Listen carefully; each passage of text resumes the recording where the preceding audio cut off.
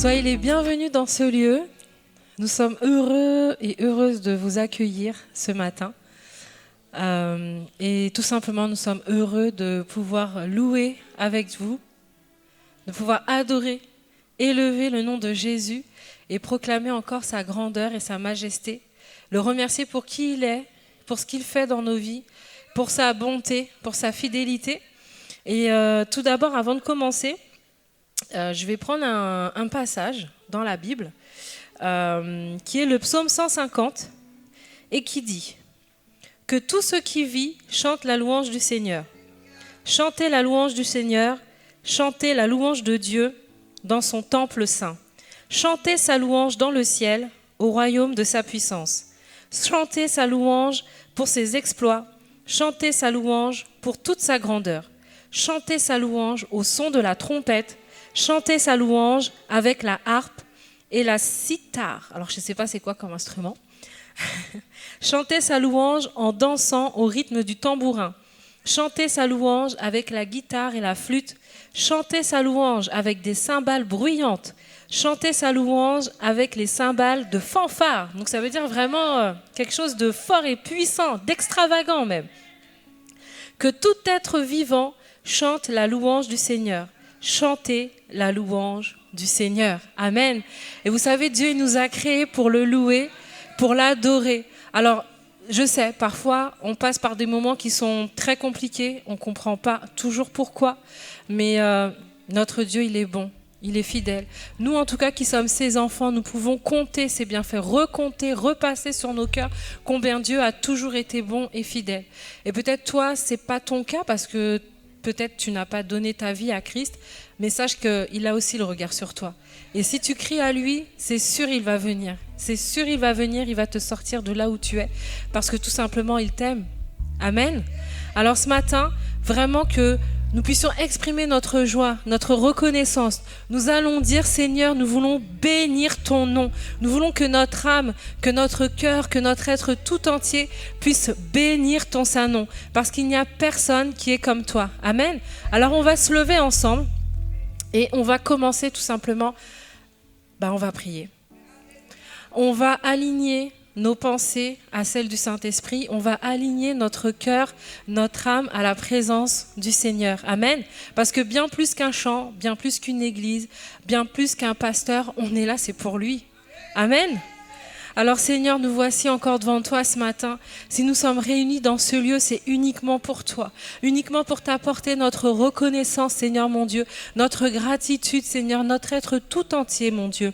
Et c'est vrai que il y a peut-être des choses, Seigneur, dans nos vies en ce moment qui se passent, des défis, des incompréhensions, peut-être même des injustices, Seigneur, ou peut-être même nous avons perdu un proche dans notre famille et tu vois nos cœurs ce matin. Peut-être nous sommes attristés, peut-être nous sommes dans l'incompréhension ou peut-être même dans le trouble ou peut-être la dépression.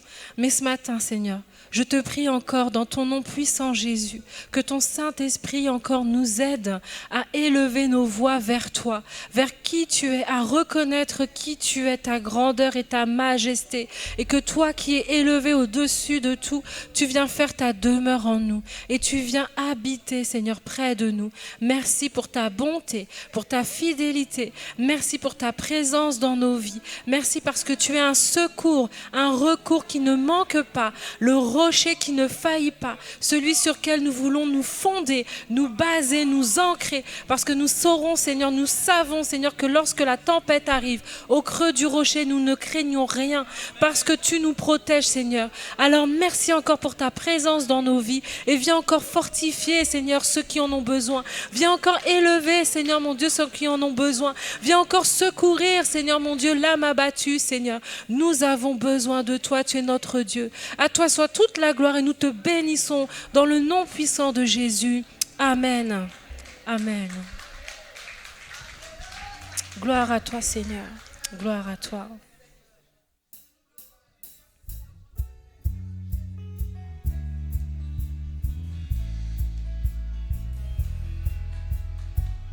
On peut taper des mains? On veut louer le nom du Seigneur. Que l'on soit sur la montagne ou dans la vallée, oh Seigneur, aide-nous à t'adorer. Je loue. Je loue sur la montagne, je loue dans la vallée. Je loue quand j'ai la foi, quand je viens à douter. Je loue quand je suis fort ou seul dans le combat. Ma louange est la mer où l'ennemi se... On redit ça encore et on déclare. Je loue sur la montagne, je loue dans la vallée. Je loue quand j'ai la foi, quand je viens à douter. Je loue quand je suis fort, seul dans le combat. Ma louange est la mer où l'ennemi se noie. Et tant que je vivrai, et tant que je vivrai, à pleine voix je crierai béni le Seigneur, oh mon âme, et je dis béni, béni le Seigneur, oh mon âme, je loue dans ta présence, même quand je ne sens rien. Je loue car c'est ta voix qui guide mon chemin. Ma louange est une arme, c'est bien plus que des mots. Ma louange est le cri qui détruit Jéricho. Et tant que je vivrai, car tant que je vivrai, à pleine voix je dirai béni les Seigneurs, oh mon âme. Béni le Seigneur, oh mon âme, et je dis béni, béni le Seigneur, oh mon âme, et je dis béni, béni le Seigneur, oh mon. Je ne peux me taire, je ne peux me taire, mon Dieu est vivant, je le chanterai en tout temps. Et je dis béni, béni le Seigneur, oh mon âme. Et on va déclarer, parce qu'il est Dieu, parce qu'il a vaincu la mort, parce qu'il est sans pareil, nous allons le dire. Alléluia, que de tout notre cœur, de toute notre âme, avec toute notre force, que nous puissions déclarer encore ces paroles de vie, de victoire et d'assurance. Je loue car tu es Dieu, je loue car tu règnes, tu as vaincu la mort, tu es sans pareil. Je loue le Dieu fidèle, je loue le vrai Dieu, qui est comme toi sur terre et dans les cieux. Je loue car tu es Dieu, je loue car tu règnes, tu as vaincu la mort, tu es sans pareil. Je loue le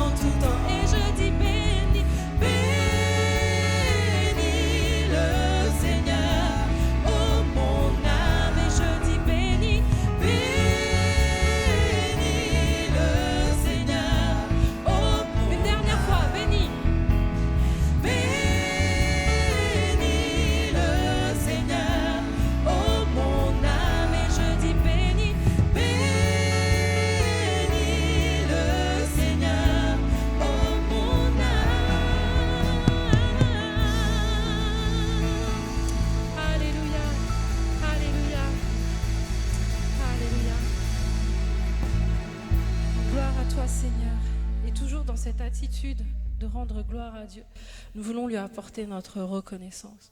Lui dire merci. Merci parce que sans lui, nous ne serions pas là, n'est-ce pas? Et vraiment que, encore, avec ce chant, bien plus qu'une mélodie, que nous puissions vraiment porter les paroles. Quand nous chantons, que nous puissions réaliser ce que nous chantons et que ce soit plus que des mots, mais que nous puissions rentrer dans cette dimension de vivre ce que nous chantons, ce que nous déclarons. Amen.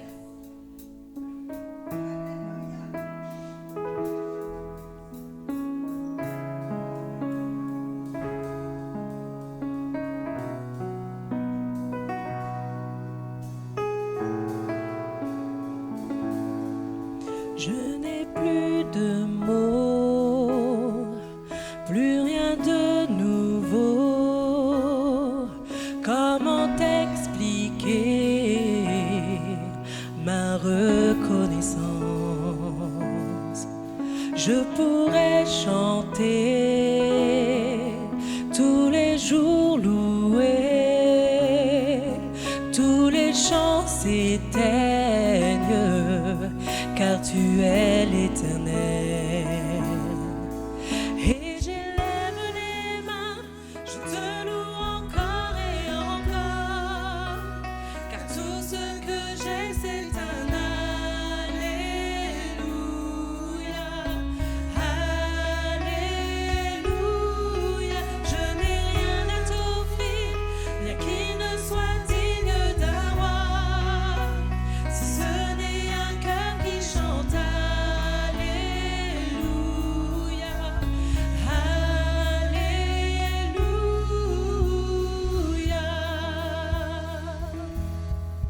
Ce que je désire, ma seule obsession,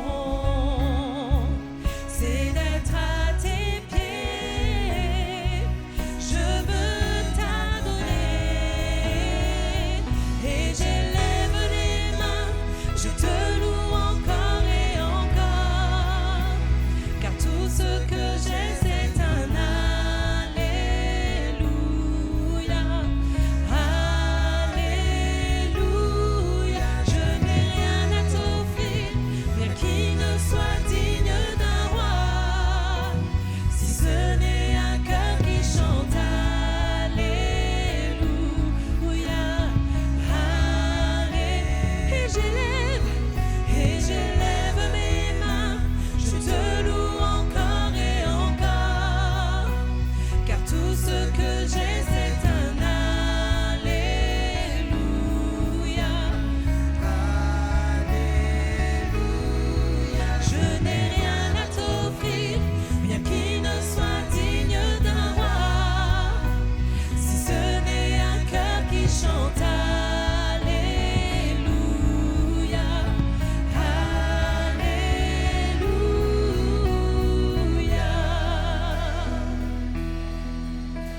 Et ce matin, avec la simplicité d'un enfant, que nous puissions ouvrir notre cœur et déclarer: Et toi mon âme, chante fort de tout ton cœur, explose de joie, car il y a en toi comme un lion rugissant.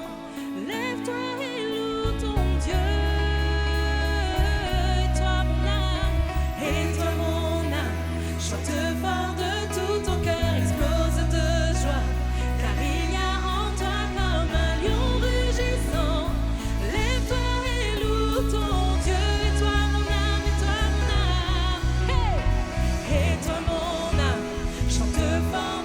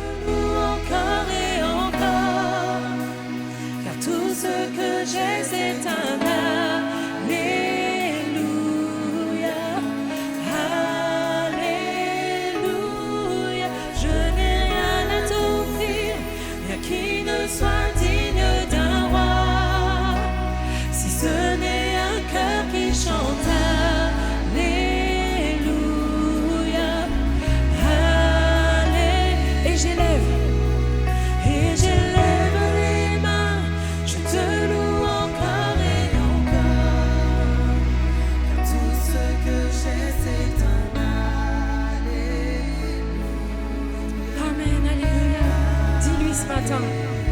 Encore. Je n'ai rien à t'offrir, rien qui ne soit digne d'un roi. Si ce n'est un cœur qui chante Alléluia, Alléluia. Alléluia. Dis-lui encore. Alléluia, Alléluia, Alléluia,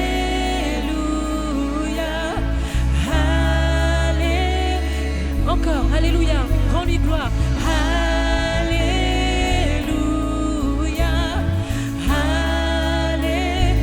Alléluia,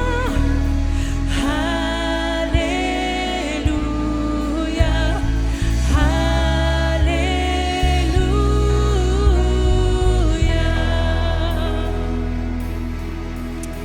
Oui, nous voulons te rendre gloire. Ensemble, élevons nos voix d'un même cœur, d'une même pensée. Ouvrons nos bouches ce matin et rendons-lui toute la gloire, tout l'honneur qu'il mérite, parce qu'il est digne. Il n'y a personne comme lui, personne d'incomparable à son amour. Merci Jésus.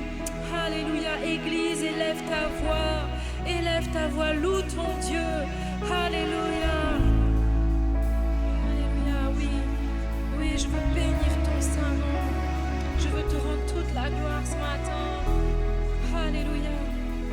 Quel que soit dans l'état dans lequel je suis venue ce matin, je veux élever ton nom. Je veux te dire merci, être reconnaissant encore parce que tu m'as créé, parce que tu m'as aimé le premier.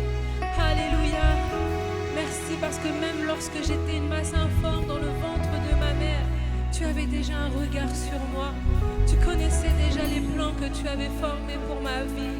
Alors merci pour cet avenir et cette espérance que tu me donnes, ô Dieu Tout-Puissant.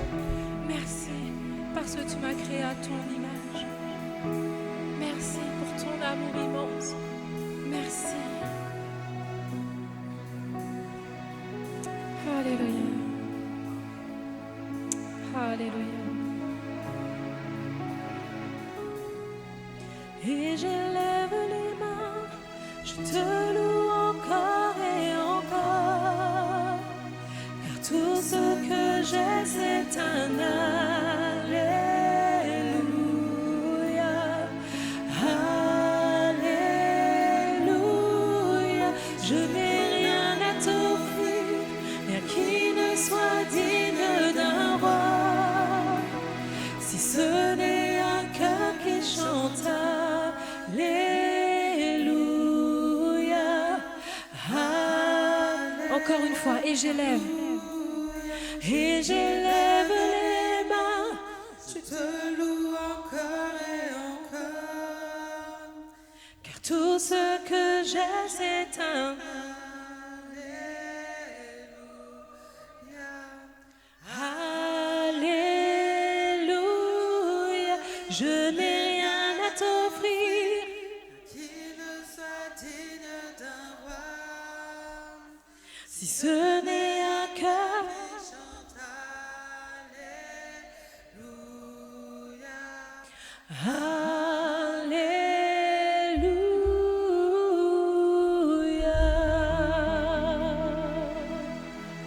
Gloire à toi, roi des rois. Gloire à toi, roi des rois. Reçois notre adoration ce matin. Toute la création loue ton nom, Jésus.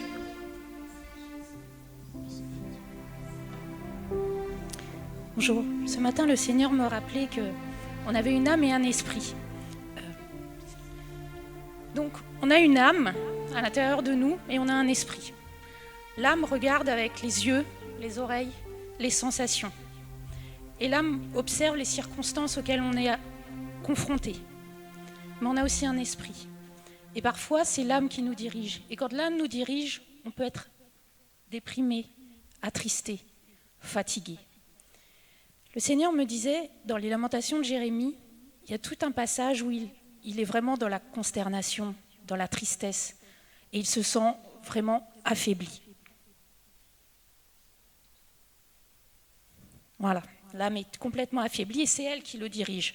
Donc il dit, je me sens seule, je suis triste, je suis fatiguée, je suis épuisée, je suis au bout de moi-même. Mais il y a quelque chose que fait l'esprit dans ce moment-là. C'est que l'esprit se connecte à Dieu avec un côté. Et de l'autre, il prend l'âme. Tu peux me tenir le micro devant pour que je puisse parler ? Donne ta main. Il prend l'âme et il élève l'âme vers Dieu. Et alors que la tristesse était présente, l'esprit pousse l'âme à louer Dieu.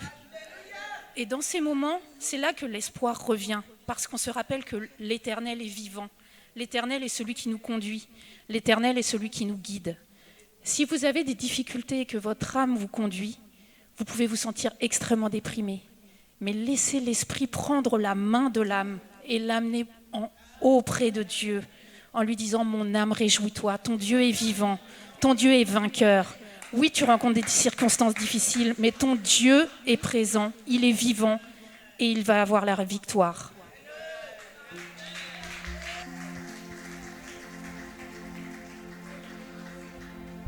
Amen. Merci encore parce que Dieu, il parle d'une manière, d'une autre, et c'est toujours par amour et pour élever ses enfants. Alors réjouis-toi de ce que Dieu parle encore aujourd'hui et qu'il est là pour toi. Amen. Et nous allons encore continuer dans cette louange et cette adoration.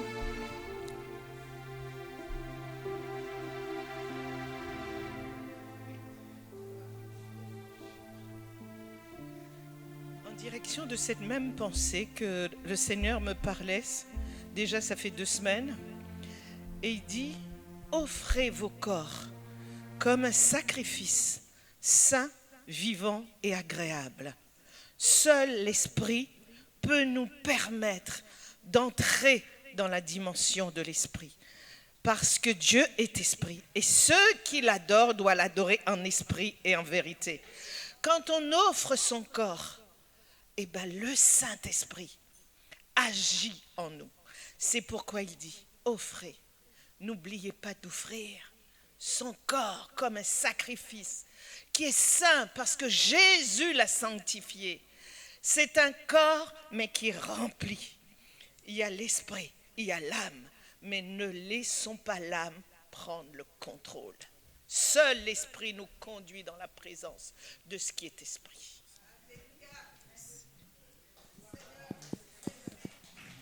Merci encore, merci de nous aider encore à mieux comprendre, Seigneur mon Dieu, à mieux intégrer encore, Seigneur, cette louange que tu désires, cette louange que tu agrées. Et nous voulons encore continuer dans cet esprit d'adoration encore et déclarer avec les anges, avec toute la création, Dieu est saint, Dieu est souverain, Dieu règne en toute autorité au-dessus de tout. Et ce Dieu si saint, si glorieux, si majestueux, parfois peut-être ça peut nous effrayer parce qu'on se dit « Waouh, Dieu il est juste extraordinaire, exceptionnel, mais moi je me sens tellement loin, tellement petit. » Et bien sache que Dieu t'aime. Amen. Et dans toute sa grandeur, dans toute sa splendeur, Dieu c'est le Dieu de l'intimité. Il vient jusqu'à nous, il vient faire sa demeure en nous. Alors sois rassuré, tu as un Dieu grand, bon pour toi. Amen. Toutes les générations devant lui prosterner entonnent ensemble un cantique à l'agneau. Ceux qui nous ont précédés et ceux qui nous suivront entonneront ce cantique à l'agneau.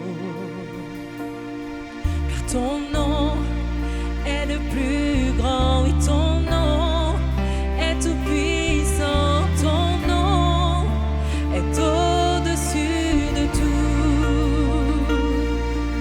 Puissance, autorité, royaume et dignité, ton nom est au-dessus de tout. Et les anges acclament que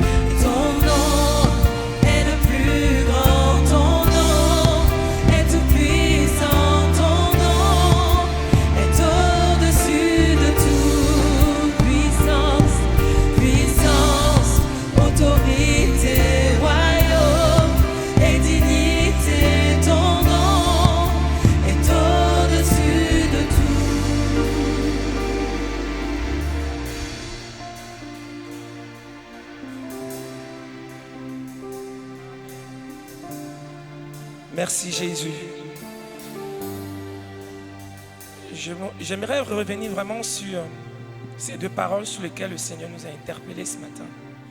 Et alors que nous chantons ce chant et que nous proclamons le nom de Jésus, ce puissant nom, ce nom qui est au-dessus de toute situation. Peut-être que ce matin, je ne vais pas attendre à la fin de mon message forcément pour faire un appel ou pour prier pour toi. Peut-être que ce matin, tu es rentré dans ce lieu et tu as ton âme qui est abattue. Peut-être que ce matin, tu fais face à une situation qui est vraiment particulière, qui vient là, qui enlève la paix que Dieu t'a donnée, qui t'attriste, qui te fait mal. On aimerait prier pour toi ce matin. On aimerait déclarer le nom de Jésus. On aimerait te prendre et t'accompagner, vraiment prier avec toi. Tu peux t'avancer. Tu peux venir là et nous voulons prendre le temps avec toi. Alors que nous proclamons le nom de Jésus ce matin, nous voulons proclamer le nom de Jésus sur toute situation. Sur toute situation qui t'enlève ta paix, qui t'enlève ta joie. Sur toute situation dans les familles. Sur toute situation dans la santé. Tu peux t'approcher là maintenant. Pendant que nous sommes en train de chanter ce moment, nous voulons vivre quelque chose là avec Dieu. Cette parole, la Bible dit que la parole de Dieu ne retourne jamais à lui sans avoir accompli son effet. Et cette parole qui est sortie, elle est sortie pour toi, elle est sortie parce qu'il y a une grâce de Dieu à vivre ce matin.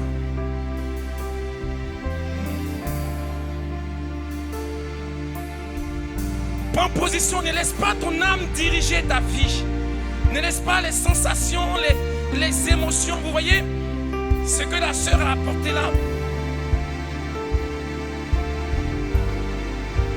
C'est un mime.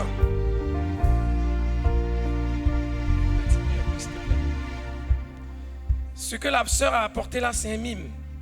Et dans le livre de Jérémie, le prophète Jérémie parle beaucoup avec des mimes. Et c'est faux parce que le Seigneur nous a donné une âme tellement puissante. Mais bien souvent, les réalités de la vie viennent nous accabler, voyez. Et ce n'est pas le cœur de Dieu, voyez. Ce n'est pas le cœur de Dieu que, en tant que chrétien, en tant que créature de Dieu, nous vivons des situations. C'est les réalités de la vie, c'est vrai. Mais Dieu n'est pas OK avec ça. Même si le Seigneur parfois ferme la bouche et ne répond pas, ça ne veut pas dire qu'il est OK avec ça. Le Seigneur sait, il voit et il sait intervenir. Et ce matin, nous voulons prier avec toi, nous voulons t'encourager. Je vais demander à ceux qui sont disponibles, à Sylvie, à Hans, au conseil spirituel, si aussi Yvette est là, elle peut s'approcher. Nous allons prendre le temps, alors que nous continuons à chanter. Même si tu es à ta place, si tu es assis, je t'encourage. Peut-être si tu as la force de te lever, lève-toi. Si tu peux lever les mains, lève les mains. Si tu veux t'agenouiller, agenouille-toi. Si tu veux te coucher, couche-toi. Sois libre ce matin d'être exprimé devant Dieu. Amen. Ton nom est le plus grand, ton nom est tout puissant, ton nom est au-dessus de tout. Puissance, autorité, royaume et dignité, ton nom est au-dessus de tout. Ton nom, ton nom, ton nom est le plus grand, ton nom est tout puissant, ton nom est au-dessus de tout.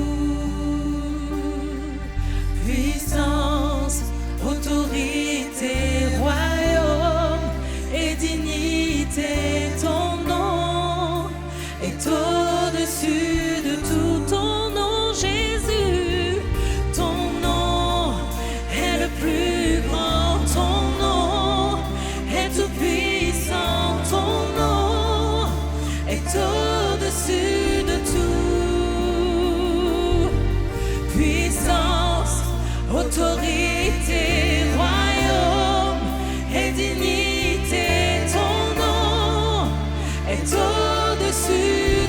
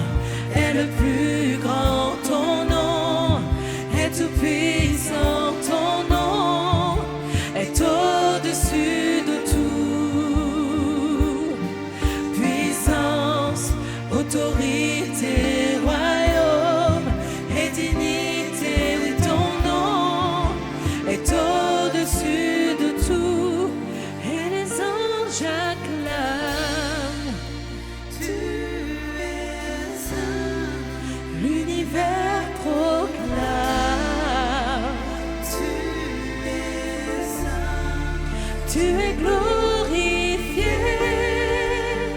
Dieu très saint, à jamais tu es saint. Tout ton peuple crie, tout ton peuple crie. Tu es saint, toi le roi des rois.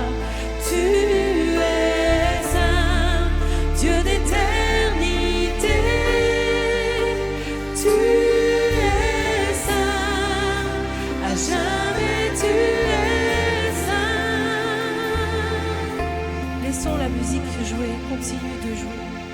Et que nous puissions, nous qui sommes enfants de Dieu, nous qui avons accepté Jésus comme Sauveur et Seigneur, que nous puissions aussi intercéder là où nous sommes pour nos frères, nos sœurs, nos amis qui se sont avancés, qui vivent des situations qui les dépassent et ils ont besoin de notre soutien.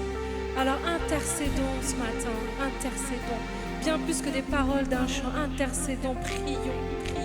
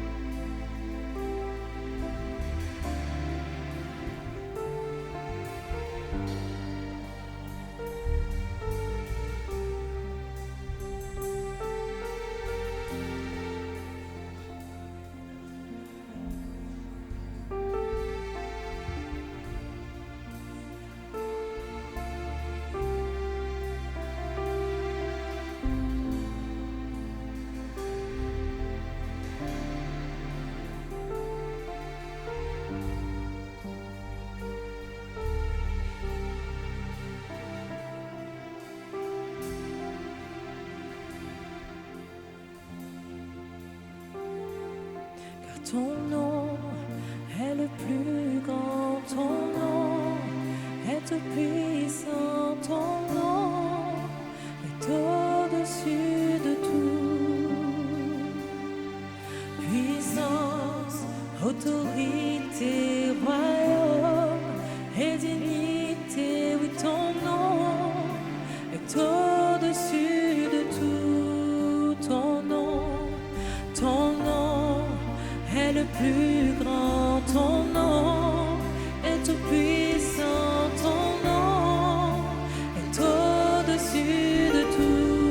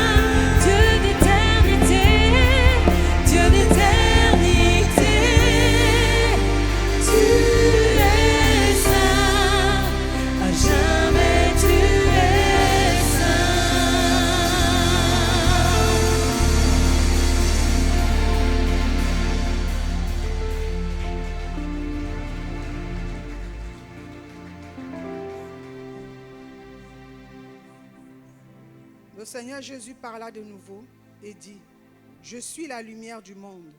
Celui qui me suit ne marchera pas dans les ténèbres, mais il aura la lumière de la vie. » Amen. Amen. Merci Seigneur. Et pour finir ce temps de louange et d'adoration, je vais prendre un passage qui se trouve dans Philippiens chapitre 2, à partir du verset 6. Lui, il est l'égal de Dieu, parce qu'il est Dieu depuis toujours. Pourtant, cette égalité, il n'a pas cherché à la garder à tout prix pour lui. Mais tout ce qu'il avait, il l'a laissé. Il s'est fait serviteur, il est devenu comme les hommes, et tous voyaient que c'était bien un homme. Il s'est fait plus petit encore. Il a obéi jusqu'à la mort, et il est mort sur une croix. C'est pourquoi Dieu l'a placé très haut, et il lui a donné le nom qui est au-dessus de tous les autres noms. Amen. Alors tous ceux qui sont dans le ciel, sur la terre et chez les morts, tomberont à genoux quand ils entendront le nom de Jésus. Et tous reconnaîtront ceci, Jésus-Christ est le Seigneur, pour la gloire de Dieu le Père. Amen. Et ce matin, nous voulons encore prendre un temps pour considérer ce que Jésus a subi à la croix par amour pour chacun de nous. Parce que sans son sacrifice à la croix, nous ne serions pas là. Nous serions encore séparés de Dieu. Mais son sacrifice nous permet cette réconciliation avec Dieu, notre Père, notre Créateur. Et nous voulons déclarer ce matin que nous le couronnons. Alors oui, Jésus est déjà couronné, il est le roi des rois. Mais ce matin, en fait, c'est vraiment une parole pour dire, nous te faisons encore roi de notre vie. Nous déclarons encore que cette Église t'appartient. Cette Église, Seigneur, c'est toi le roi qui règne. Alors oui, Seigneur, prends toute la place encore.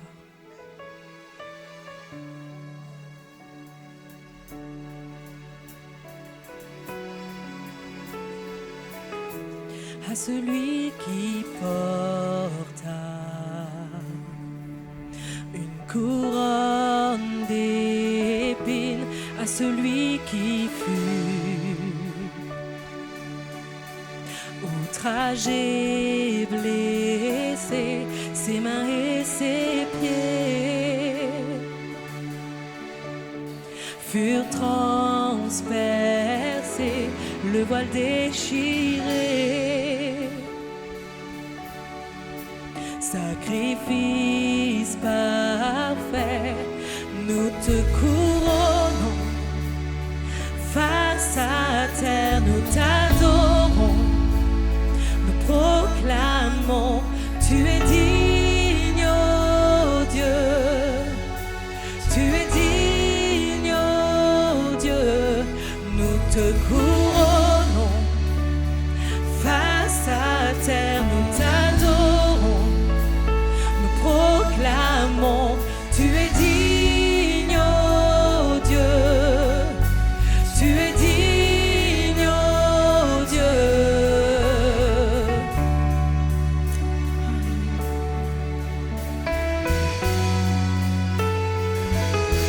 À celui qui donna sa propre vie, il prit sur lui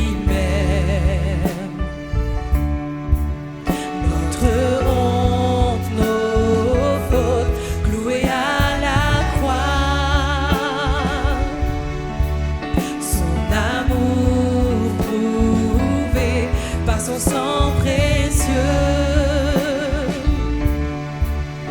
racheté pour Dieu,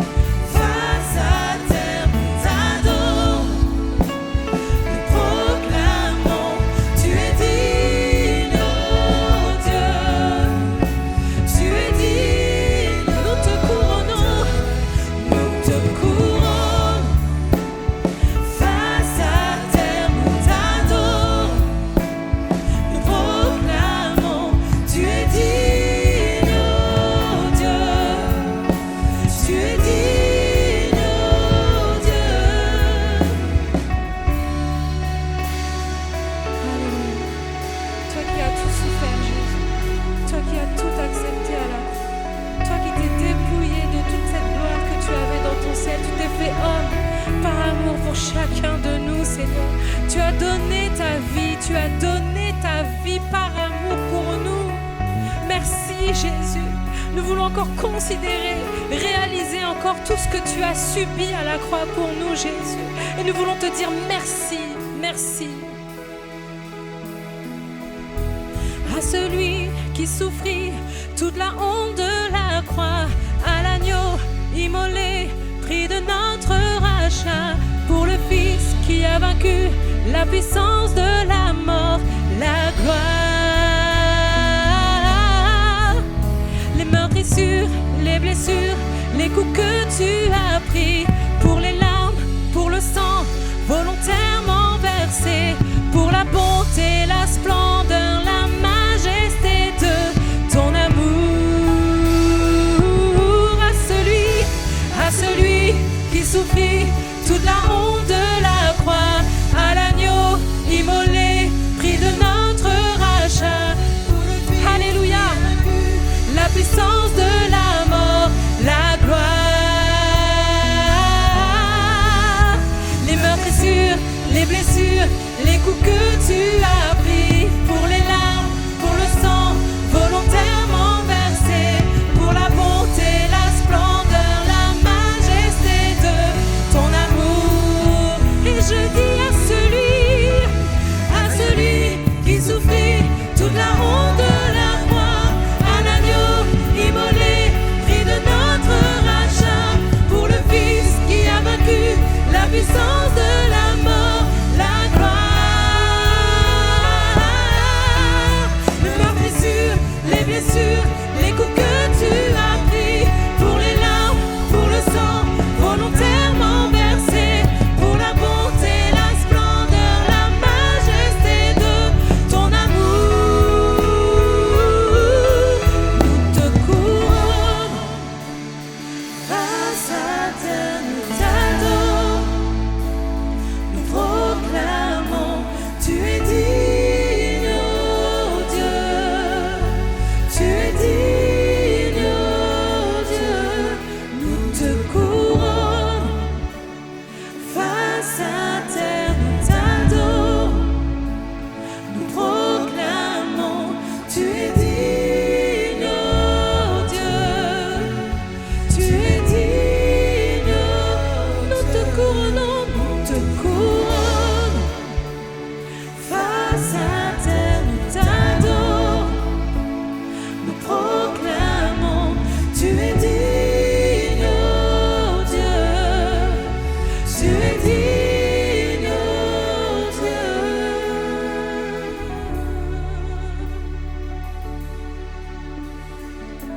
Alléluia. Merci parce que tu es digne, Jésus. À toi soit toute la gloire. Merci pour ton sacrifice parfait. Gloire à toi, Jésus.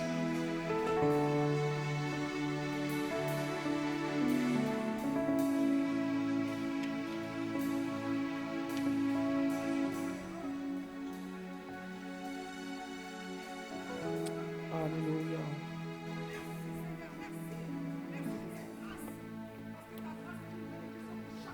Jésus.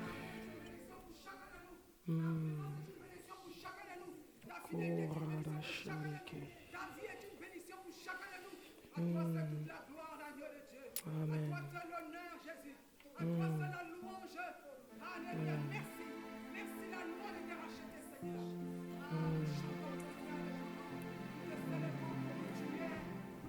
Jésus.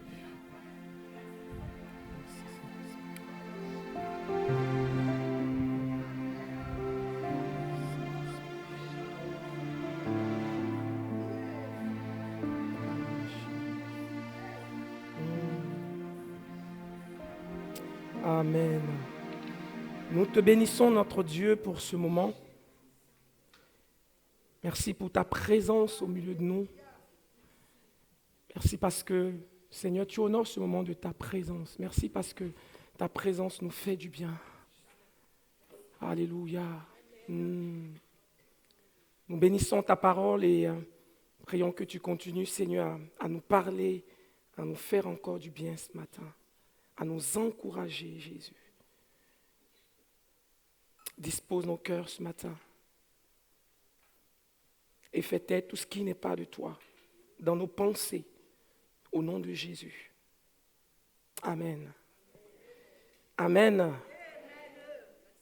On peut encourager le groupe de louanges pour ce moment.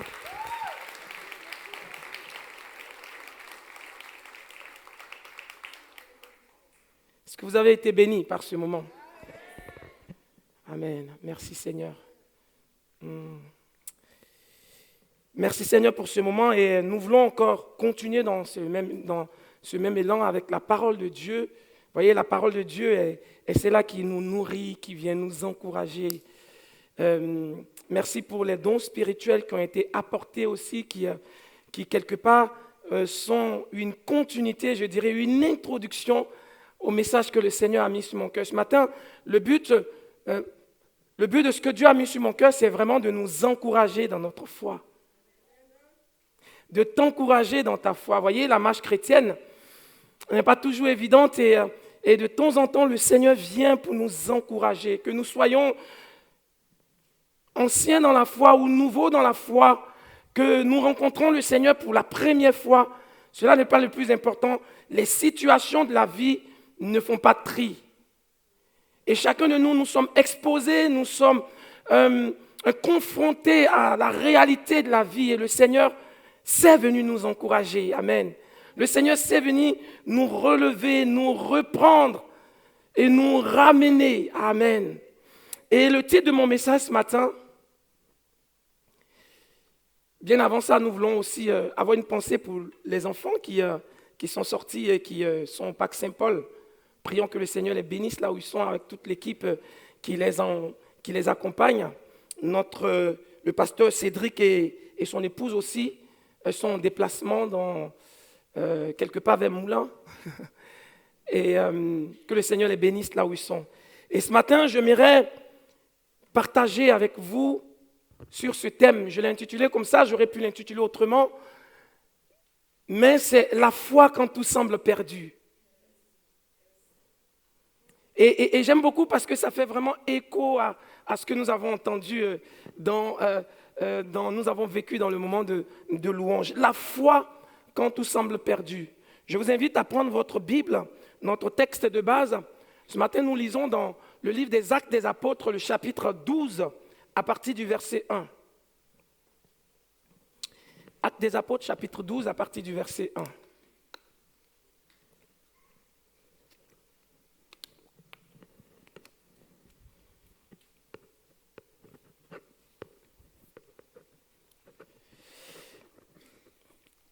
Vers le même temps, le roi Hérode se mit à maltraiter quelques membres de l'Église et fit mourir par l'épée Jacques, frère de Jean.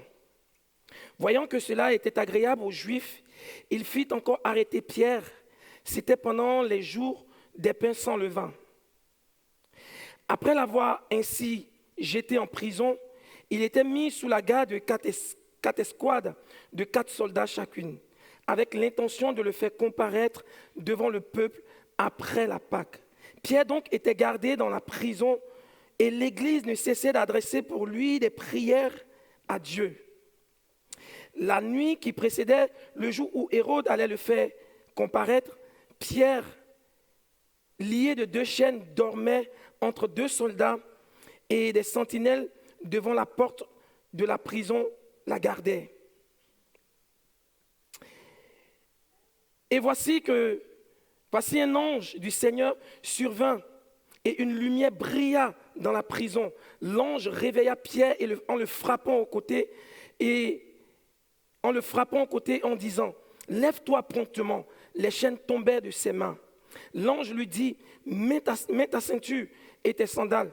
Et il fit ainsi. L'ange lui dit encore « Enveloppe-toi de ton manteau et suis-moi ». Pierre sortit et le suivit, ne sachant pas que ce qui se faisait par l'ange était bien réel et s'imaginant avoir une vision. Lorsque ils eurent passé la première garde, puis la seconde, ils arrivèrent à la porte de fer qui mène à la ville et elle s'ouvrit d'elle-même devant eux. Il sortit et s'avança dans une rue. Aussitôt l'ange quitta Pierre.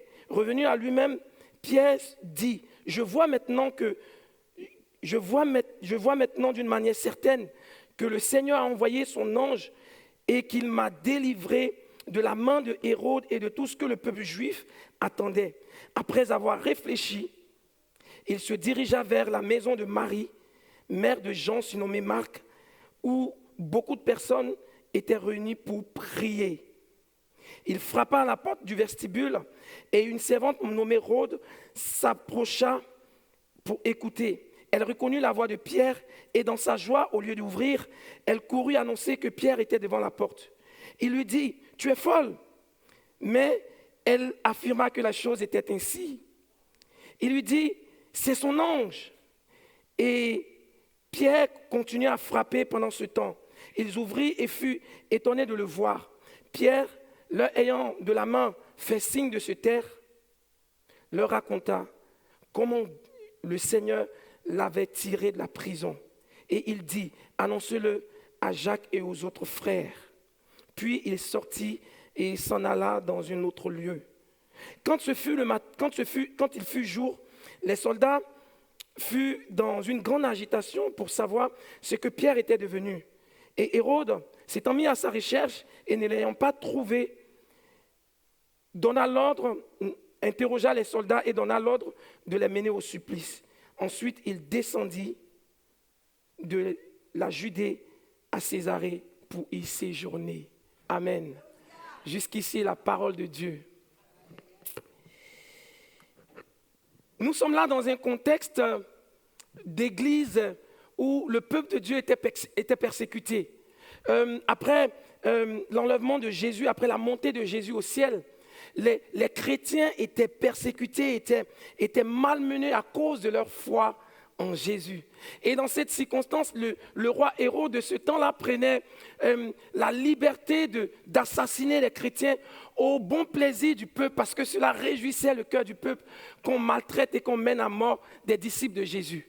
Et dans ces circonstances-là, Pierre, qui est l'un des 12 disciples de Jésus, l'un des personnages influents des disciples de Jésus, n'est-ce pas, va lui aussi être arrêté afin d'être exécuté comme Étienne, comme Jacques avant lui. Et la Bible dit que dans cette situation où le lendemain, Pierre devait être exécuté, l'Église va se mettre à prier pour lui, peut-être certainement de façon désespérée, parce que dans une situation où tout semblait certainement perdu. Le lendemain, Pierre doit comparaître et être exécuté. Et l'Église prie malgré cela, malgré elle, dans une situation où tout semble joué d'avance. Je ne sais pas s'il vous est déjà arrivé d'être dans une circonstance de vie où tout semble perdu, où tout semble peut-être joué d'avance, ou peut-être vous vous dites c'est certainement le coup de trop, ou vous êtes devant une impasse là, un mur, et vous ne savez pas comment avancer, vous ne voyez pas d'issue. Vous êtes dans une situation où l'âme est abattue, on l'a vu ce matin, où la foi prend un coup. Ça nous arrive, n'est-ce pas? On n'est pas indifférent à ça. Et quand je pense à ça, en fait, je pense au peuple d'Israël dans le désert où Moïse venait de mourir. Celui qui a la carte, qui connaît le chemin, qui mène à la terre promise, est mort. Et Josué et le peuple sont là en train de pleurer. Josué, certainement, n'avait même plus, je crois, la force de lire sa Bible. Et le Seigneur va venir là l'encourager pour dire, lève-toi, fortifie-toi et prends courage. Amen. Ces situations qui nous attristent, qui nous accablent, qui sont là comme un impact sur notre vie, dans notre foi, et qui, quelque part, vient nous enlever la paix que le Seigneur nous a donnée. Et dans cette circonstance, Pierre va manifester, voyez-vous, une foi quand tout semble perdu, quand tout semble joué d'avance. Parfois, c'est ton foyer qui peut sembler perdu. Parfois, c'est ta santé qui peut sembler perdue. C'est une situation particulière et financière qui peut sembler perdue, sans issue.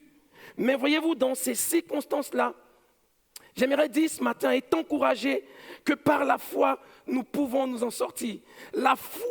Par la foi, nous pouvons triompher de toutes ces circonstances de la vie qui sont là pour nous impacter dans notre foi, dans notre marche avec Dieu. Par la foi, nous pouvons nous en sortir. Parce que voyez-vous, frères et sœurs,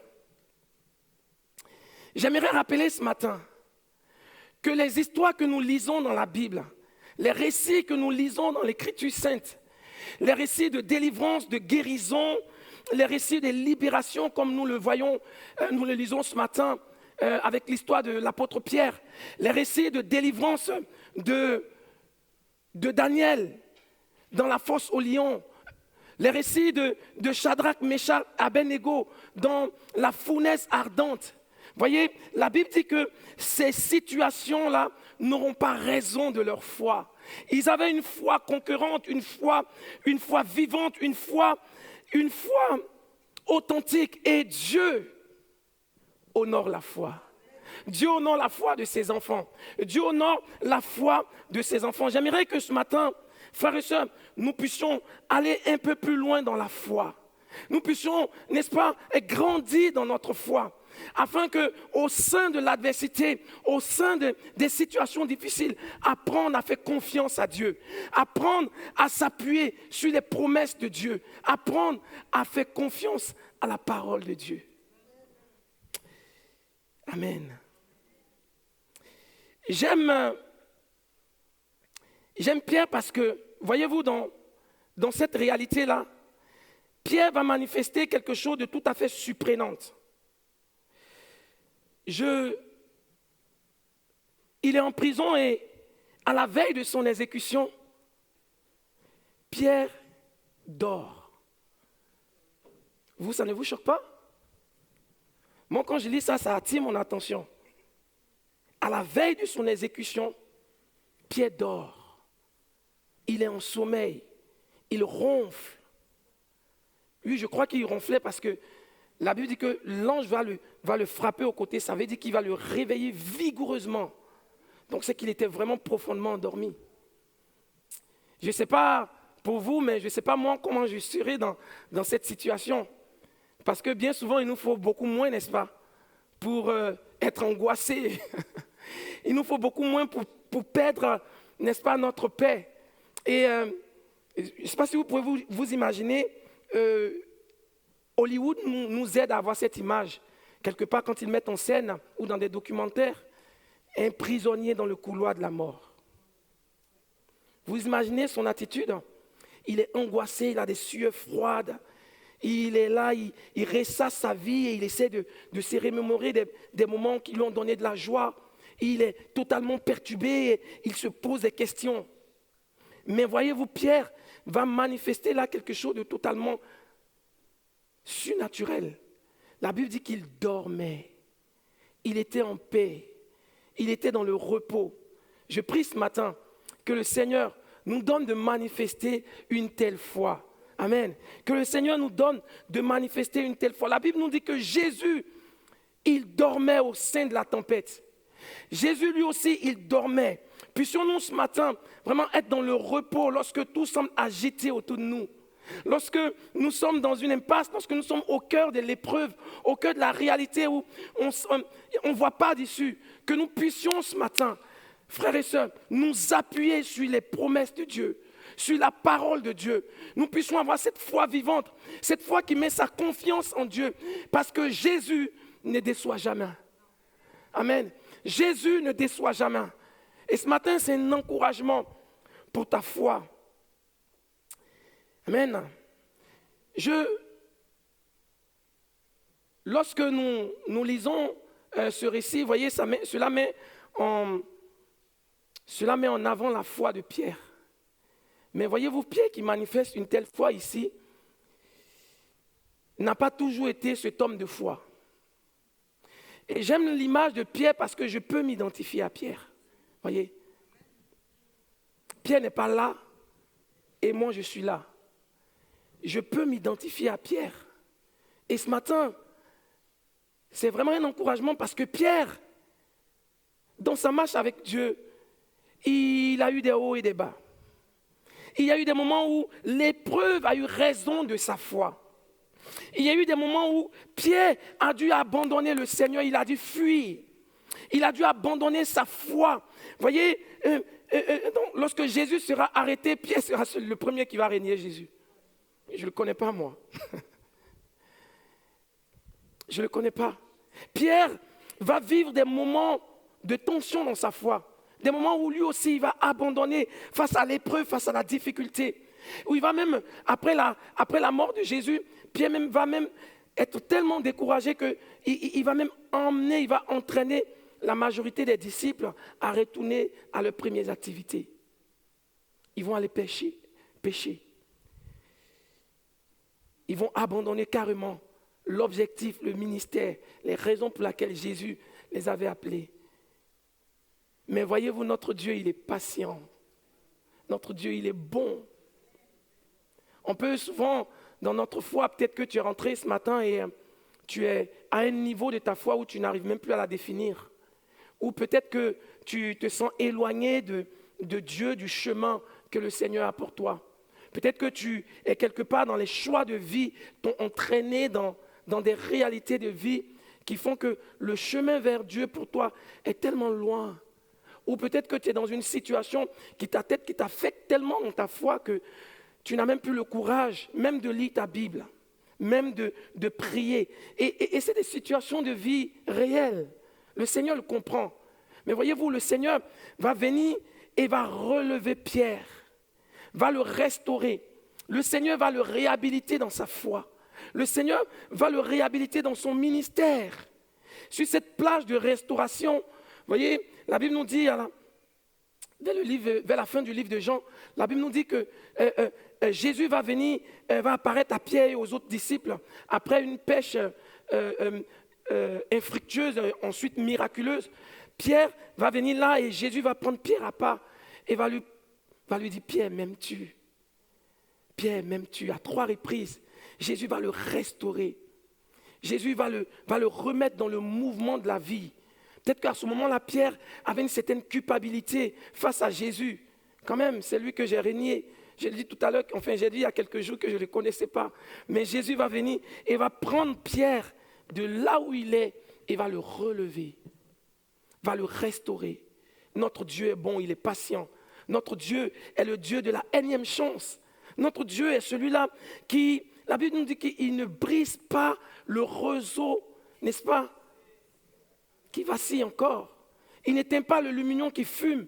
Notre Dieu s'est relevé, il s'est consolé, il s'est remettre dans le mouvement de la vie.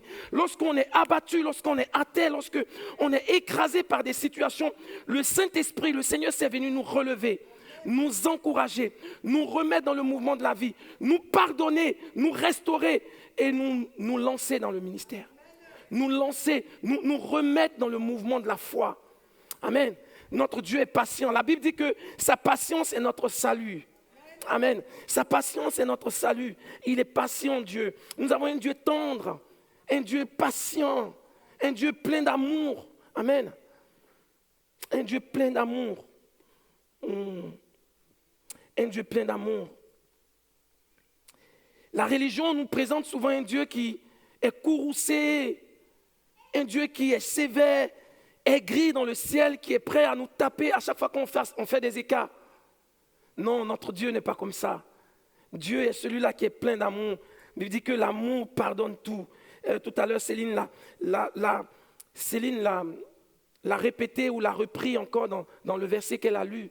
Par amour pour nous, il s'est donné. Il s'est donné entièrement. Alors, il y a un verset de la Bible qui dit que si pour nous, Dieu ne s'est pas retenu, qu'il s'est donné lui-même, à combien plus forte raison, n'est-ce pas? Qu'est-ce qu'il ne pourra pas encore faire pour nous? Est-ce qu'une situation où un péché est tellement grand que la main de Dieu ne peut pas te relever? Une situation est tellement pire que la main de Dieu ne pourrait pas te relever? Non, je ne crois pas. Le Seigneur est patient, il est tendre. Amen. Notre Dieu est puissant. Alors Pierre, tu peux mettre la slide suivante s'il te plaît? Pierre manifeste là une foi quand tous sommes perdus. Et j'aimerais voir deux points qui ont emmené Pierre, n'est-ce pas, à manifester une foi totalement solide, une foi fondée. Et la première chose que j'aimerais dire, c'est que, voyez-vous, pourquoi Pierre était serein dans la prison? Pourquoi Pierre manifestait une foi tranquille? Il était paisible. Il n'était pas inquiet. Alors qu'il était à la veille de son exécution. J'ai marqué ceci, la véritable foi, frères et sœurs, la véritable foi, c'est la foi qui s'appuie sur les promesses de Dieu. La véritable foi, ce n'est pas une foi qui s'appuie sur nos convictions, sur nos émotions. Merci Seigneur encore pour la pensée qui a été donnée. La véritable foi, ce n'est pas celle-là qui est appuyée sur nos émotions. Vous voyez, j'ai l'habitude de dire, il y a une pensée très en vogue sur les réseaux sociaux qu'on appelle le PPP, ou dans d'autres sectes, ça prend autre nom, qui est la pensée positive de sa personne. Vous connaissez ça? Où on déclare des paroles positives qui s'appuient sur nos compétences, sur nos forces. Je peux y arriver, je vais y arriver, je suis fort, je suis compétent, j'ai les capacités. Ça, ce n'est pas la foi. Ce n'est pas la foi. La véritable foi, elle s'appuie sur les promesses de Dieu, les promesses véritables de Dieu. La foi est une ferme assurance des choses, un peu comme une chorale, s'il vous plaît. La foi est une ferme assurance.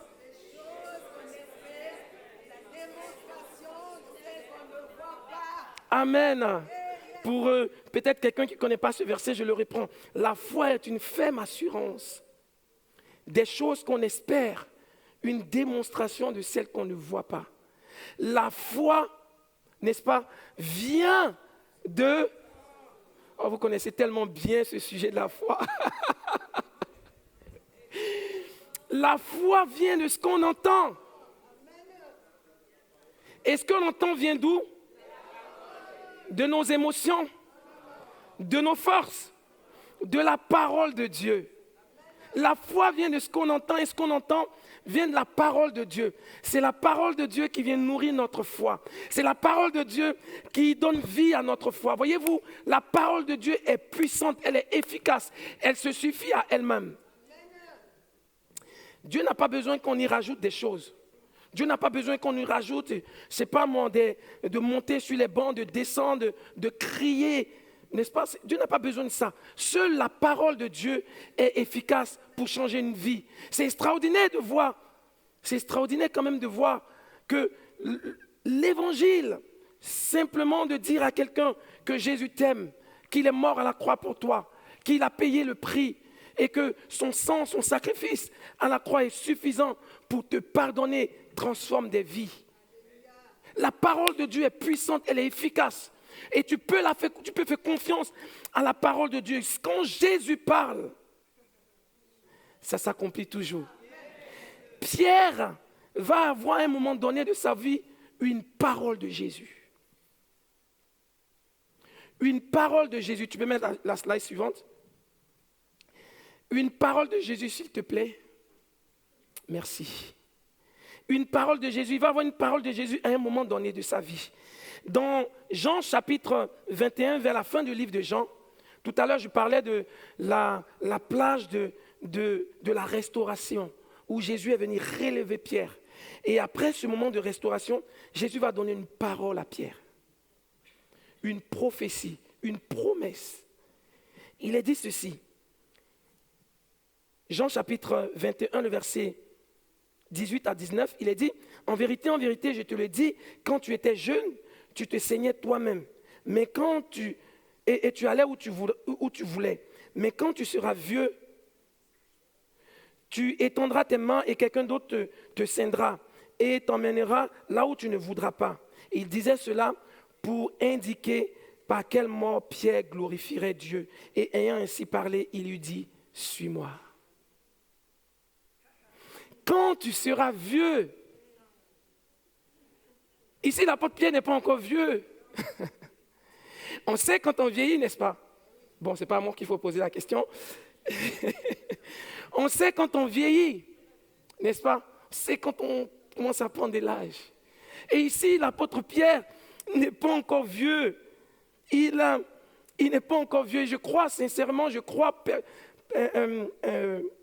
personnellement, et selon le contexte dans lequel ce verset est écrit, que Pierre avait cette promesse de Dieu au fond de son cœur. Il avait cette promesse de Dieu au fond de son cœur, au fond de cette prison. Il savait qu'il avait reçu une parole de Jésus.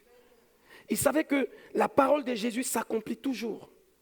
Et qu'il savait qu'il allait glorifier Dieu par sa vie jusqu'à sa vieillesse. Et qu'au moment où il est emprisonné et que le lendemain il doit être exécuté, il sait que ce n'est pas la fin. Il sait que Jésus a parlé. Pourquoi? Parce qu'il pouvait faire confiance à la parole de Jésus. Voyez, Pierre, dans sa marche, a expérimenté la parole de Jésus à plusieurs moments. Il a expérimenté que quand Jésus parle, ça s'accomplit toujours. Il a expérimenté la parole de Jésus. Vous vous souvenez lorsqu'ils étaient pris dans la tempête et que Pierre va dire à Jésus, si c'est vraiment toi, ordonne que je vienne vers toi. Et Jésus va lui dire, viens. Et sur la parole de Jésus, Pierre va marcher sur l'eau. Même si après il va couler à cause de la peur. Mais il va expérimenter quelque chose que les autres disciples n'ont pas expérimenté. Pierre sait que quand Jésus parle, sa parole s'accomplit toujours. Vous vous souvenez sur cette plage où Pierre avec ses compagnons ont pêché toute la nuit et n'ont pas eu de poisson. Ils n'ont pas eu de quoi à nourrir leur famille. Et la parole de Dieu dit que Jésus va s'approcher là. Et après avoir prêché l'évangile, va leur dire, jetez votre filet de ce côté de la mer. Et Pierre va dire, mais Seigneur, on a pêché toute la nuit. On a épuisé toutes nos forces. On est des spécialistes quand même. Si nous, on n'a rien gagné, c'est quoi ton problème? Mais, sur ta parole, je jetterai mon filet. Et la Bible dit que le filet était plein à craquer. La parole de Dieu s'accomplit toujours. Si Jésus parle sur ta vie, frères et sœurs, elle s'accomplit. Elle va s'accomplir. Et je crois que, alors que nous sommes dans cette année où le thème est « Marchons, entrons dans les promesses de Jésus, de Dieu pour notre vie », je crois que Dieu a des promesses pour notre vie. Je crois que Dieu a parlé sur notre vie. Je crois qu'il y a des paroles de Dieu pour ma vie et qui doivent s'accomplir, dans lesquelles le Seigneur va accomplir, le Seigneur va m'emmener en fait. Amen. Dieu, la parole de Dieu est certaine, tu peux la faire confiance. Tu peux mettre ta confiance dans la parole de Dieu. Je me rends de plus en plus compte, frères et sœurs, il y a une parole de Dieu, une promesse de Dieu pour chaque situation que nous vivons. Mettre la parole de Dieu au centre de sa vie, la méditer jour et nuit, c'est enfin emmener, n'est-ce pas, c'est laisser la possibilité à Dieu de nous faire vivre ses grâces et ses promesses. La parole de Dieu est fiable, elle est fidèle. Il y a des théologiens qui ont étudié la parole de Dieu et qui la définissent avec plus de 5000 promesses, 5000 paroles, 5000 mots, 5000 promesses de Dieu dans cette parole, pour ma vie, pour ta vie. Et tu as besoin de rentrer en possession de ces promesses. Tu as besoin de vivre ces promesses. Le Seigneur veut accomplir sa parole dans ta vie. La Bible dit qu'il s'appuie sur sa parole pour agir. Dieu ne fait rien en dehors de sa parole. Sa parole est vérité. Sa parole est certaine.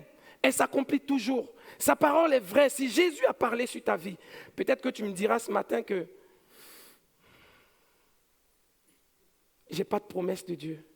Dieu n'a rien dit personnellement sur ma vie. J'aimerais te dire, il y a tellement de promesses qui te concernent que peut-être tu n'es même pas au courant. Tu ignores. L'une des promesses de Dieu les plus importantes, je le disais la dernière fois, c'est que Jésus nous a promis sa présence tous les jours. Ces derniers mots qu'il va laisser à ses disciples, je serai avec toi. Qu'est-ce que ça veut dire? Je serai avec toi. Est-ce que c'est une parole fictive? Est-ce que c'est une parole abstraite? C'est quelque chose de réel, de tangible, de palpable. Je serai avec toi. Dans la tristesse, je serai avec toi. Dans la douleur, je serai avec toi. Dans l'abondance, je serai avec toi. Dans les situations compliquées de maladie, je serai avec toi. Dans les situations où tu ne sais pas où t'orienter, je serai avec toi. Dans n'importe quelle situation, ou même le monde entier, où il y a des ténèbres autour de toi, je serai avec toi. C'est une parole vraie, une parole certaine. Et quand Jésus parle, frères et sœurs, elle s'accomplit toujours. J'aimerais vraiment vous mettre au défi ce matin. Puissiez-vous, ce matin, peut-être au cours de la semaine, ouvrir votre Bible, cette parole de Dieu, et chercher des promesses pour votre vie. Cherchez à vivre ces promesses de Dieu pour votre vie. Il y a des promesses de Dieu pour toutes les situations par lesquelles nous passons, toutes les situations.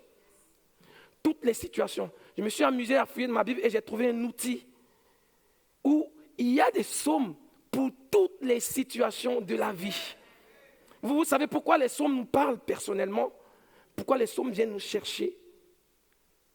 Parce que c'est des personnes, des hommes et des femmes qui, face aux réalités de la vie, n'est-ce pas, ont mis leur confiance en Dieu, ont crié à Dieu par des hymnes, par des chansons, par des prières qui ont été écrites et qui nous parlent aujourd'hui. Tu peux mettre la slide suivante, s'il te plaît. J'ai fouillé dans ma Bible et j'ai vu ça. Peut-être que ça n'apparaît pas beaucoup, je ne peux pas faire mieux. Je ne suis pas un pro du PowerPoint, mais j'ai essayé de le grossir comme je peux. Mais c'est quelque chose que j'ai trouvé dans ma Bible. Un psaume pour chaque situation de la vie. Si tu veux, tu peux le prendre en photo, tu peux l'enregistrer et pendant la semaine, va chercher les promesses de Dieu, la parole de Dieu, lis-la et que ce livre de la loi ne s'éloigne point de ta bouche. Dieu va le dire à Josué, médite-la jour et nuit afin que tu réussisses, afin, n'est-ce pas, que tu puisses réussir dans la vie.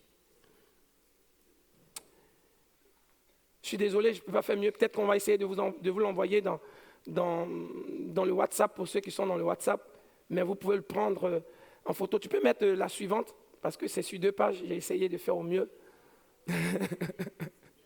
C'est sur 2 pages.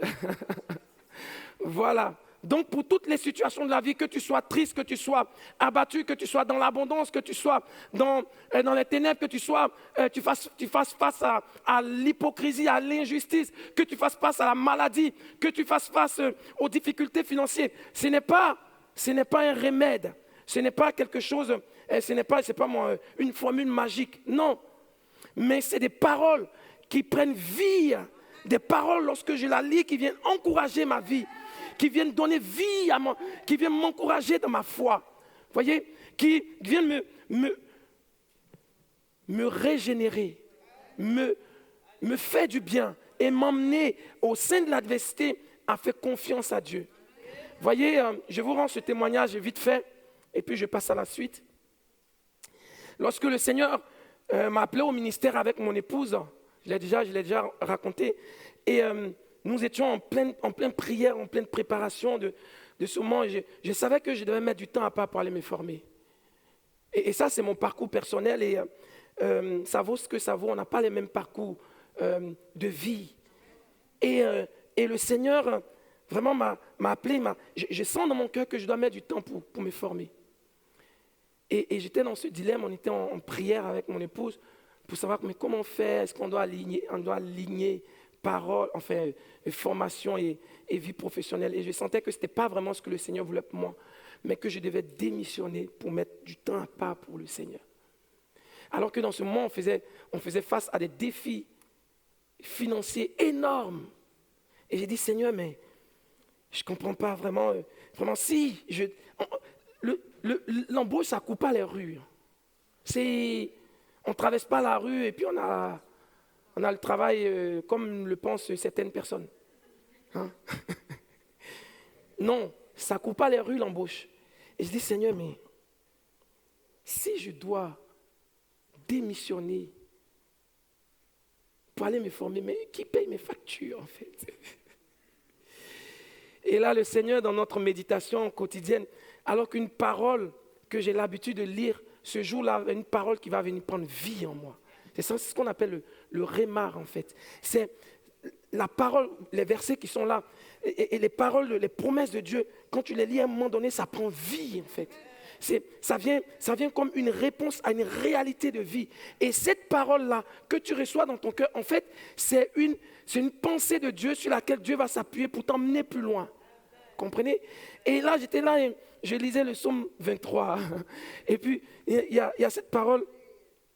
L'Éternel est mon berger, je ne manquerai de rien. Mes frères et sœurs, ce jour-là, cette parole, j'ai pleuré devant cette parole.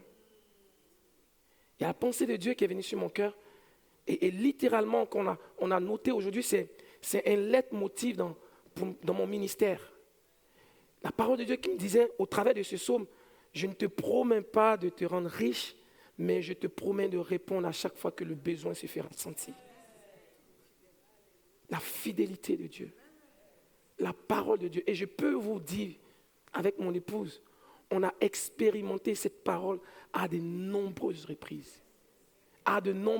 Même encore dans cette semaine, on continue de l'expérimenter. Bon, je vais pas me tendre sur les témoignages, mais on continue de l'expérimenter, frères et sœurs. Si Jésus parle sur ta vie, est une parole qui est certaine et court à son accomplissement. Attache-toi à cette parole. Vis-la, nourris-toi. Fais pas ta Bible et ne la mets pas à ton cheveu de lit et dormir, ça ne te protège pas. Comprenez? Ouvre-la et lis-la. Mange cette Bible. Enfin, je dis mange. Mange, nourris-toi en fait. Amen. Lis la parole de Dieu. Laisse la parole de Dieu venir transformer ton cœur. Venir prendre vie dans ta vie en fait. Je vais défoncer le micro. Amen. Amen. Je me rends compte que la parole de Dieu s'accomplit toujours. J'avance. La parole de Dieu s'accomplit, mais aussi, je me rends compte que lorsque Jésus parle, souvent il y a un délai entre ce qu'il dit et le temps où ça s'accomplit. Vous voyez, dans la parole, pour être équilibré vraiment dans mon message, dans la parole, on voit cet exemple où Jésus est en direction de Jérusalem et il va avoir faim. Jésus a faim, oui, Jésus a faim. Puis peut-être ce matin, Jésus a faim de nous faire du bien, je crois. Il a faim de nous faire du bien. Jésus a faim, il va s'approcher de ce table, de ce figuier qui est fleurissant, qui a beaucoup de feuillage. Et il va s'approcher, il ne va pas trouver de fruits. La Bible dit que Jésus va maudire ce arbre. Et ils vont partir. Et le lendemain matin, lorsqu'ils vont repasser par l'arbre a séché entièrement. Et les disciples vont dire à Jésus, mais Seigneur, l'arbre que tu as maudit, il a séché depuis les racines jusqu'aux branches. Pour dire que souvent, lorsque Jésus parle, il y a un temps d'accomplissement. Et bien souvent, c'est vrai que cet exemple, c'est la réalité du peuple d'Israël, mais c'est aussi notre réalité. Amen. Bien souvent, nous manquons, frères et sœurs, d'apparence. Enfin, nous sommes dans l'apparence. On manque de véritable vie spirituelle. On manque de véritable quintessence. On manque de véritable dévouement dans notre vie spirituelle avec Dieu. On est plutôt dans l'apparence. Voyez, mais Dieu n'est pas dans l'apparence. Dieu voit au cœur. Il voit au cœur. Et il y a souvent un délai entre ce que Dieu dit et sa parole qui s'accomplit. Amen. Je me rends compte aussi qu'il y a des promesses pour nous aujourd'hui qui se sont accomplies et qui s'accomplissent encore. Le salut, le pardon des péchés. Mais il y a des promesses à venir. La promesse de son avènement. Le Seigneur revient bientôt. Amen. Est-ce que vous le croyez encore? Et la foi dans laquelle nous sommes n'est pas une foi de consommation, n'est pas une foi pécuniaire où le Seigneur est là pour répondre à nos besoins. Mais nous avons une véritable espérance qui est la venue de Jésus.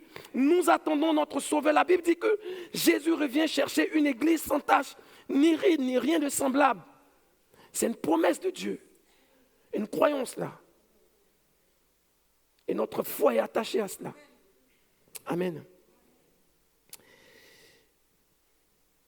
Le deuxième point, non seulement la foi véritable est celle-là qui s'appuie sur les promesses de Dieu, sur la parole de Dieu, mais c'est aussi une foi, tu peux mettre la slide suivante s'il te plaît, c'est aussi une foi qui marche dans l'obéissance à la parole de Dieu. Une foi qui marche dans l'obéissance à la parole de Dieu. Voyez frères et sœurs, il ne s'agit pas seulement de proclamer la parole de Dieu, de s'agiter, de lire des versets, de les proclamer sur sa vie, mais si la véritable foi, elle nous emmène, elle nous conduit à l'obéissance à la parole de Dieu. Elle nous conduit à aligner notre vie à la parole de Dieu. En fait, si tu veux vivre les promesses de Dieu pour ta vie, apprends à aligner ta vie à la parole de Dieu. Apprends à mettre ta vie en règle. Apprends à laisser Jésus venir transformer ton cœur par sa parole. Apprends à laisser ton cœur devant Jésus afin qu'il puisse le transformer, il puisse le modeler. Voyez? Apprends à être cette femme-là, douce, qui transpire la vie de Jésus. Apprends à être cet homme qui abandonne sa colère devant Jésus et qui laisse Jésus venir transformer son cœur. Lorsqu'on parle d'autorité spirituelle, l'autorité spirituelle ne se trouve pas dans l'intensité de la voix, voyez.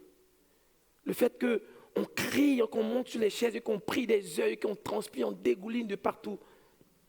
L'autorité spirituelle n'est pas dedans. L'autorité spirituelle se trouve dans l'obéissance de la parole de Jésus.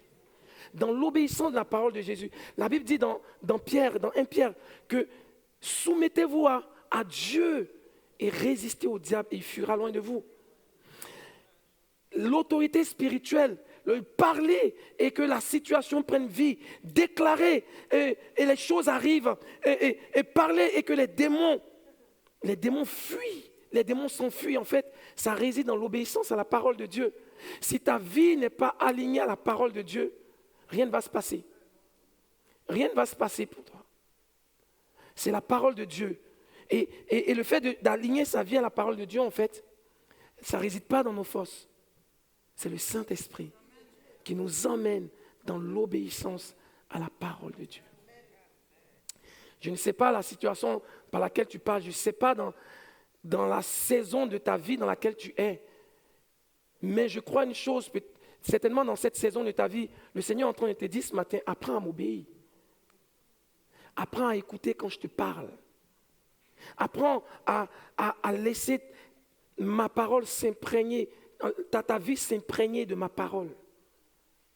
Ce n'est pas comment tu es rentré ce matin, mais Jésus veut faire une œuvre dans ton cœur. Il a dit ceci dans 1 Pierre. Hein?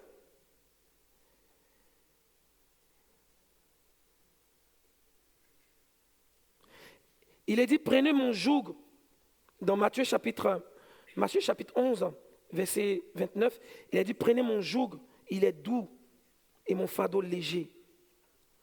Et si vous recevez mes instructions, vous trouverez la paix pour vos âmes. Jésus parle encore. Jésus a parlé. Et savez-vous que quand tu viens à l'église, à l'heure, tu honores Dieu? Est-ce que tu le sais? Tu sais que quand tu honores tes rendez-vous, tu honores Dieu. Quand tu donnes ta dîme et tes offrandes, tu honores Dieu. Nous ne sommes pas sous la loi, nous sommes sous la grâce. Mais voyez-vous, Jésus nous a donné des instructions claires et précises. Lorsque nous lisons ce texte de Pierre, la Bible nous dit que l'ange va venir là et va lui donner des instructions précises. Lève-toi, mets ta ceinture, mets tes sandales, mets ton manteau et suis-moi. Notre Dieu, il est pratique. Et je crois que le Seigneur nous a parlé. Il nous parle. Peut-être que apprenons à obéir. Apprenons à aligner notre cœur. Si nous voulons voir des grâces, le Seigneur se manifester de façon extraordinaire au milieu de nous, frères et sœurs, apprenons à aligner notre vie sur la parole de Dieu. Apprenons à marcher dans l'obéissance de façon quotidienne, à être intègre dans les affaires de Dieu. Et de ne pas avoir n'est-ce pas, de ne pas jouer comme le peuple d'Israël, clocher des 2 pieds, comme la Bible nous le dit, mais apprendre à aligner son cœur sur la parole de Dieu. Amen. J'aimerais demander au groupe de louanges de s'approcher. On nous conduit dans un moment de prière. J'aimerais terminer pour dire ceci. Je ne sais pas dans quelle prison de désespérance tu es rentré ce matin. Je ne sais pas ce que tu vis. Je ne sais pas ce qui t'attriste et qui te fait pleurer. Je ne sais pas l'impasse devant laquelle tu es ce matin. Mais je sais une chose, c'est que les interventions divines sont musclées. Les interventions divines sont spectaculaires. Lorsque Jésus intervient, c'est lui qui a le dernier mot. Tu peux mettre la slide suivante, s'il te plaît. Les situations de la vie ne définissent pas ta vie. Encore une fois de plus, ce message vient résumer toute cette parole. Les réalités, les situations, les émotions, ce qu'on voit qui est la réalité mais qui n'est pas la vérité. La vérité, c'est ce que Dieu dit. La réalité, c'est ce que je vois, ce qui est présent, ce qui est palpable dans la situation dans laquelle je suis. Mais la vérité, c'est ce que Dieu dit de cette situation. Amen. C'est Jésus qui a le dernier mot. Jésus a le dernier mot. Et tant que Jésus n'a pas encore parlé, ce n'est pas encore fini. Tant que la parole de Dieu n'est pas encore sortie, il y a encore une solution. Le Seigneur est vivant, il veut intervenir. Le Seigneur veut vraiment t'encourager. Peut-être que tu es dans une impasse, mais le Seigneur veut t'encourager ce matin. Il y a des paroles qui attendent de s'accomplir pour toi. Il y a une promesse de Dieu disponible pour toi. C'est un encouragement que nous voulons saisir ce matin. Il dit dans le psaume, je vais terminer dessus, dans le psaume chapitre 142, le verset 8, il est dit ceci, « Tire mon âme de la prison. » Et c'est ce que nous voulons faire ce matin. C'est ce que nous avons commencé à faire ce matin.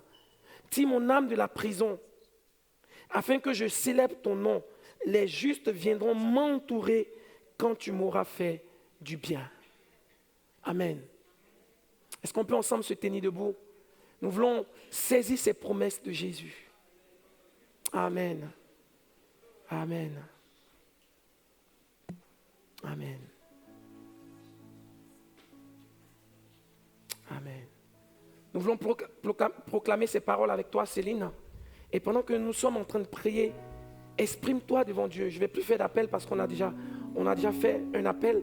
Mais alors que tu es là et que tu es en train de prier, dis Seigneur, peut-être que tu as besoin que ta foi soit encouragée ce matin. Parle à Dieu, il viendra t'encourager. Peut-être que tu as besoin, tu es dans une situation.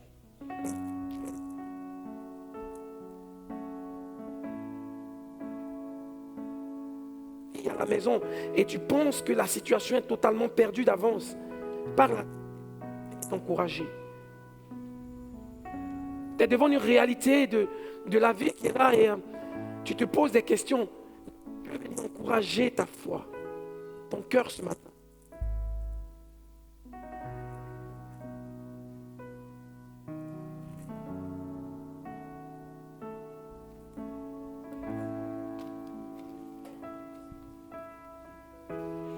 En ce lieu, je viens poser fardeau et orgueil à tes pieds. Je viens m'abandonner. Je viens m'abandonner. En ce lieu, je viens poser mes doutes, mes mensonges à tes pieds. Je viens m'abandonner. Ma vie est tout à toi. Fais-en tout ce que tu voudras. Fais-en tout ce que tu voudras. Mon cœur est tout à toi. Prends toute la place que tu voudras. Prends toute la place que tu voudras. En ce lieu, je viens poser fardeau et orgueil à tes pieds. Je viens m'abandonner. Je viens m'abandonner. En ce lieu, je viens poser mes doutes, mes mensonges à tes pieds. Je viens m'abandonner.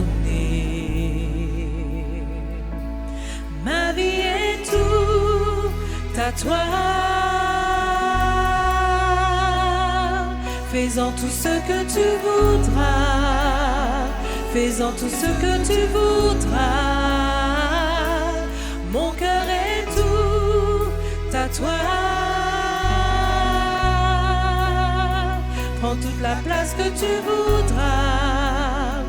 Prends toute la place que tu voudras. Viens ébranler toutes mes traditions, détruire les murs de toutes mes religions. Tes voies sont meilleures. Tes voies sont meilleures. Viens ébranler toutes mes traditions, détruire les murs de toutes mes religions. Tes voies sont meilleures. Tes voies sont meilleures. Viens ébranler toutes mes traditions, détruire les murs de toutes mes religions. Tes voies sont meilleures.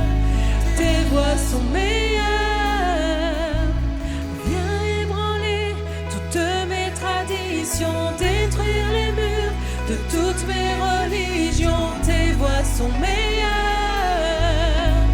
Tes voies sont meilleures. Ma vie est tout à toi. Fais-en tout ce que tu voudras. Fais-en tout ce que tu voudras. Mon cœur est tout à toi. Prends toute la place que tu voudras. Prends toute la place que tu voudras.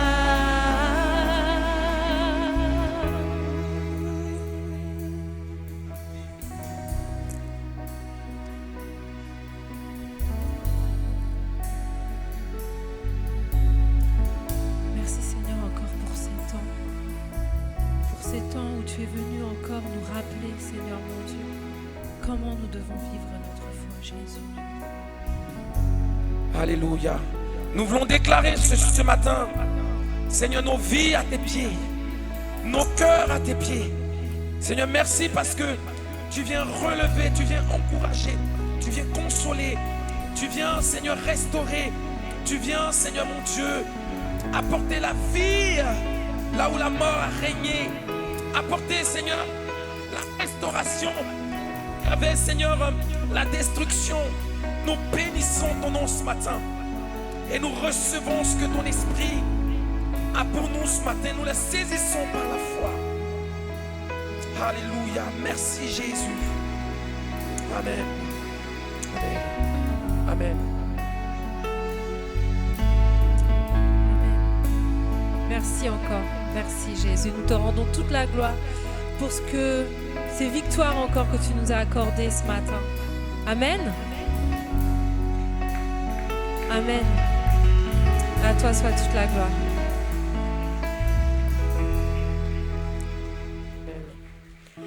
On va terminer par un chant. On va reprendre le chant Béni le Seigneur, ô mon âme. Avec tout ce qu'on a entendu ce matin, comment Dieu nous a parlé, je pense que là on peut vraiment dire Saint-Esprit merci parce que tu aides notre âme à te louer, à t'adorer comme il faut. Amen.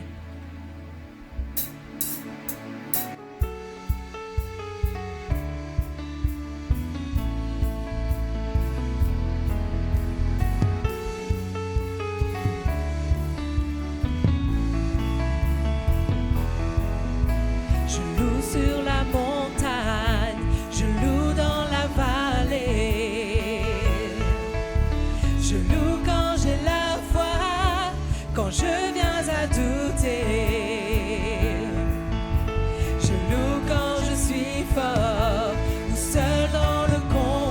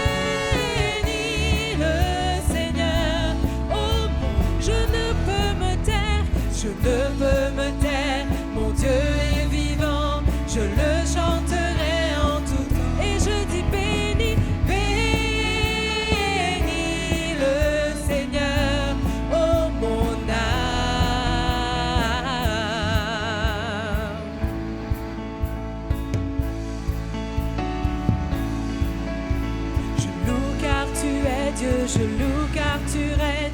Tu as vaincu la mort, tu es sans pareil.